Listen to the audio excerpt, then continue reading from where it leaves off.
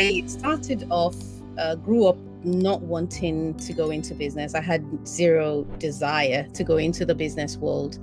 I actually wanted to be a doctor, but then I didn't study when it was time to study my A levels. I grew up in Nigeria, grew up specifically in Benin City, Okay. and I schooled in the north, schooled in Kaduna State. I went to Command Secondary School, which is a military boarding school. And a lot of my resilience was birthed in school. But I grew up wanting to be a doctor, and but I also had the privilege of having parents that celebrated their children and constantly told my brothers and I how incredibly gifted we were and we could be anything we wanted to be. And they're like, "Oh, you're so smart." Very typical of Nigerian parents.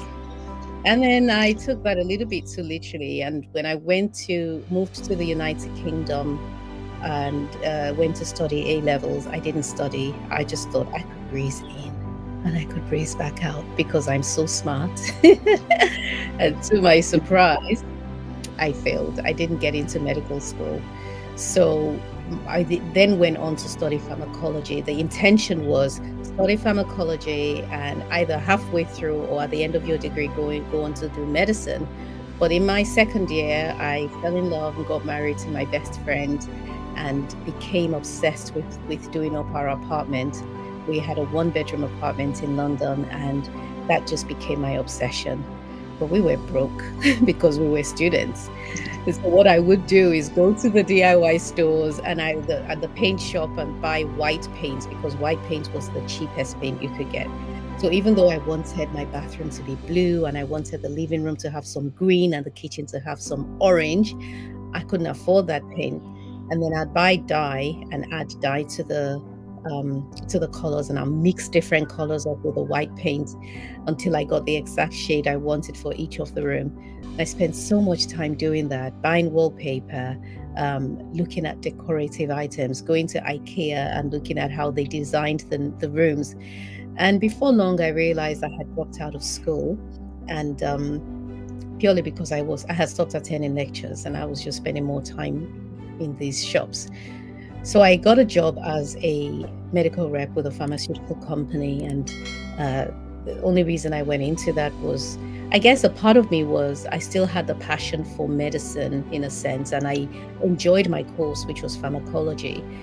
But at the same time, it was the one job that paid really well without me needing to have a degree or anything like that. They were confident in my knowledge of drug interactions and so on. I got a bit of training, and off I went, and it paid really well.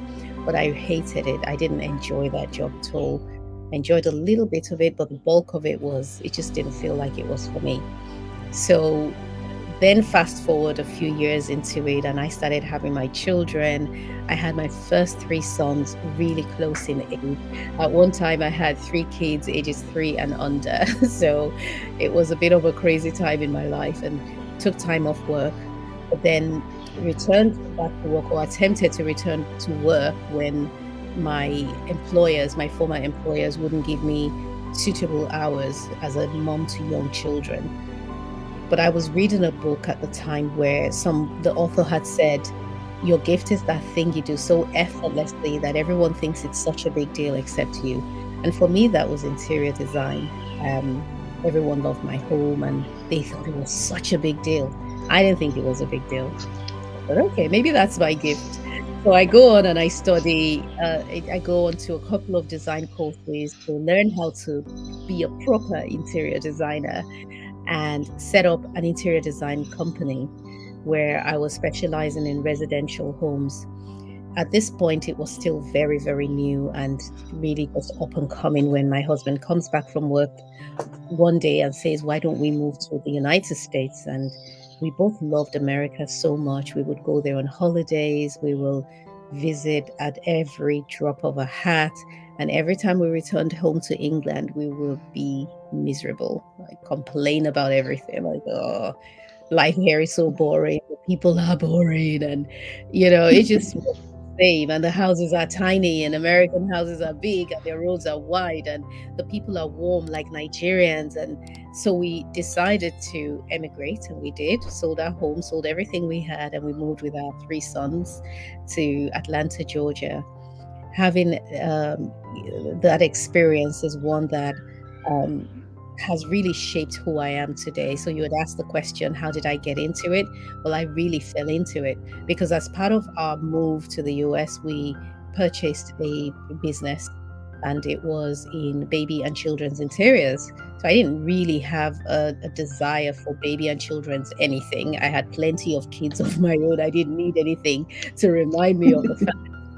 But I acquired this really lovely store, and that was my introduction into the world of high-end furniture, craftsmanship, learning about wood, interior design, specifically for the affluent. That was how I got into that space. It was um, one of those lessons you learn very quickly. I was dropped in at the deep end, but I was also very passionate, and I love a good challenge. I thought I could do this. There were times I felt I couldn't, but my husband was really supportive and was like, "Oh, Tokes, you can do this. You can do this."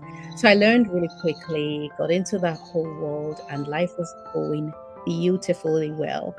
And then the recession in 2008 hit and claimed everything we owned. We lost everything, lost the business, lost our livelihood, lost our home, cars, everything.